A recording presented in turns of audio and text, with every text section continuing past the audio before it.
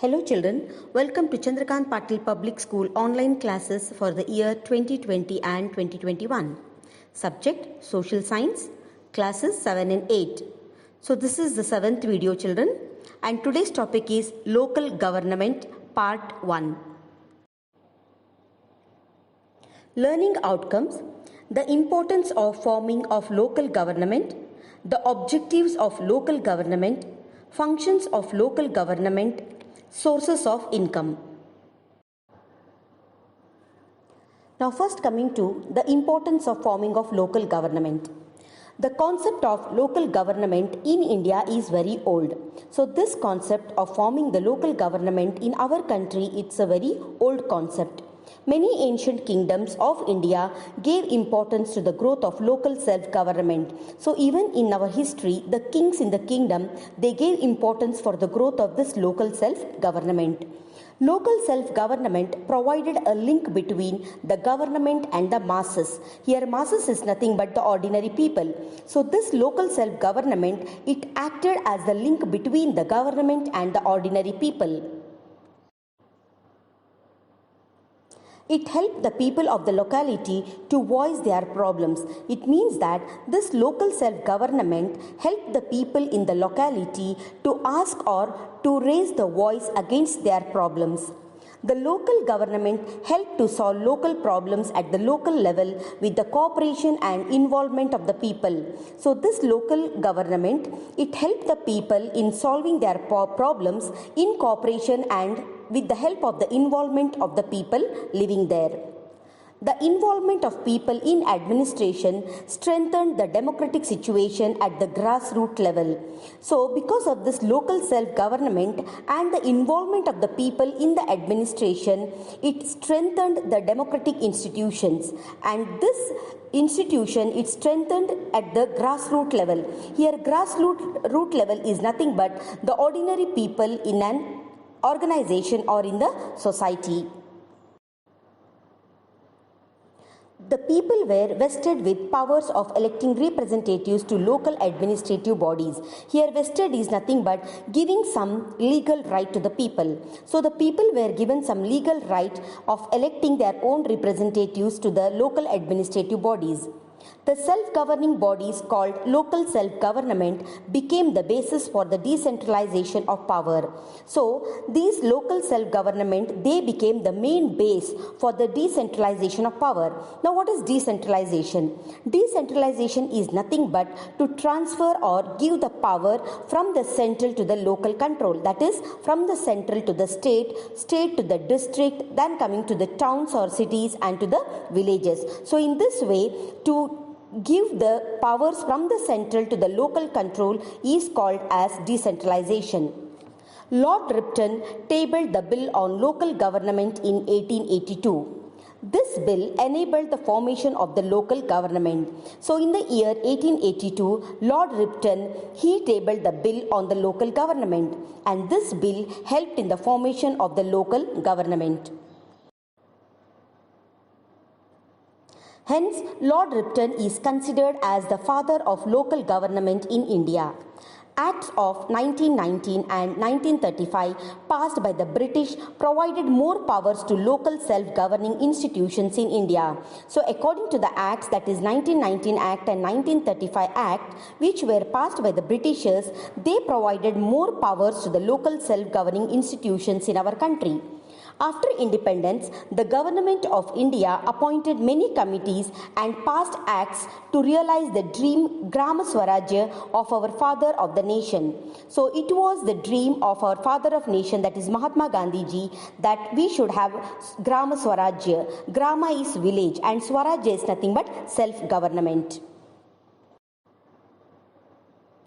In addition, a direction was included in Indian Constitution which states that the state shall take steps to organize village panchayat and provide them with adequate powers and authority to function efficiently. It means that the state shall take certain steps to organize the village panchayat, and also they provide them the sufficient powers and authority to function efficiently. 73rd and 74th constitutional amendments, which came into effect in 1993, became the milestone in the history of Panchayat Raj system. That is, according to the amendments, that is 73rd and 74th constitutional amendments, which came into effect in 1993, it became the milestone in the history. Milestone is nothing but the important event or the significant event. So this became the significant event in the history of Panchayat Raj system.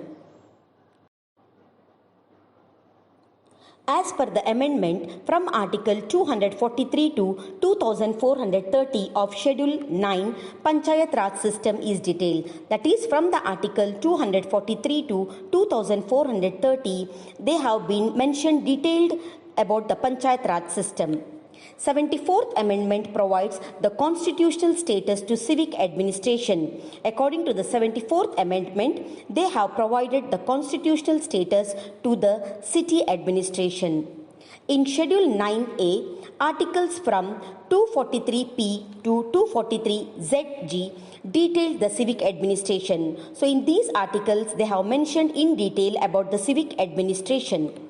The local governments functioned in Karnataka in the pre-independence period. So pre is nothing but before independence period.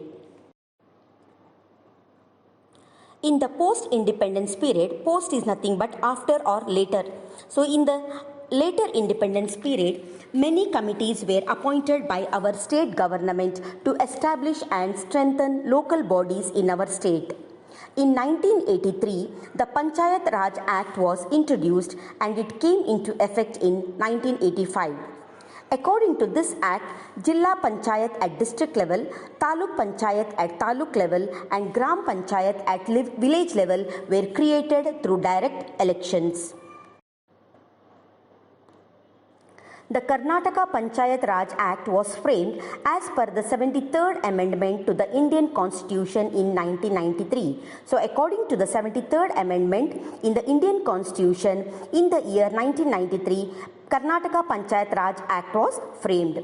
And this was renamed as Karnataka Grama Swaraj and Panchayat Raj Act 1993 in the year 2015. The current Panchayat Raj system is according to the Act, that is according to the Act of 1993. Now next coming to the objectives of the local government. Objectives are nothing but the goals or the aims. To involve the local people in solving the problems of their own locality. To provide the knowledge of administration to the common people. To help in decentralizing powers and make the administration more efficient. Already I said you all what is the meaning of decentralizing. To train or develop leadership qualities among people at the grassroots level. Already I said you the meaning of grassroots. So these are the objectives of the local government. Now next coming to functions of local self-government. To maintain and protect the panchayat property, to prepare the annual budget of the local body, to undertake health and family welfare programs, to maintain cleanliness and sanitation of the area, to plan and undertake the developmental works like laying of roads, electrification, housing and supply of drinking water, etc. To encourage and implement the primary, secondary, adult and informal education programs, to prevent all sorts of pollution and to provide better health facilities, to ensure prompt registration of birth and deaths, to provide facilities for the distribution of essential commodities like food grains, kerosene, etc. Commodities are nothing but something which can be brought and sold out or some important goods. To encourage agriculture, animal husbandry, khadi and handicraft industries. To undertake the programs for conservation of soil, water and forest. To execute the agricultural extension programs to help the farmers. Here execute is nothing but to carry out or to plan. So to plan the agricultural extension programs to help the farmers. To plan and implement the welfare schemes for the benefit of SC, ST, weaker sections, women and children. To provide marketing facilities, street lighting facilities and reading room facilities. To collect taxes, fees and penalties. To identify the beneficiaries for the various welfare programs of the government. Beneficiaries are nothing but something which benefits. So these are the functions of local self-government. Now coming to next part, that is sources of income. The local self-governing bodies require funds to implement various plans and projects. The main sources of income for local bodies are amount collected through water cess, health cess, education cess, library and reading room cess. So here cess is nothing but the tax.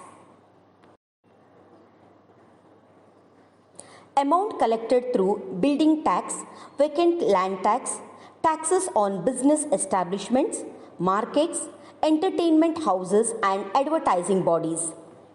Taxes collected from the tourist spots. Rental and lease amount collected on their properties. Financial grants from the state government, that is, the state government provides certain amount. So that is called as financial grants from the state government. So by this we have completed today's topic, children. Hope you all have understood it. So here is your 7th worksheet, children, which you have to solve it. In the first bit, as usual, you have fill in the blanks. And in the second bit, you have answered the following questions. Complete your worksheets and preserve them, children. Thank you all. Have a good day.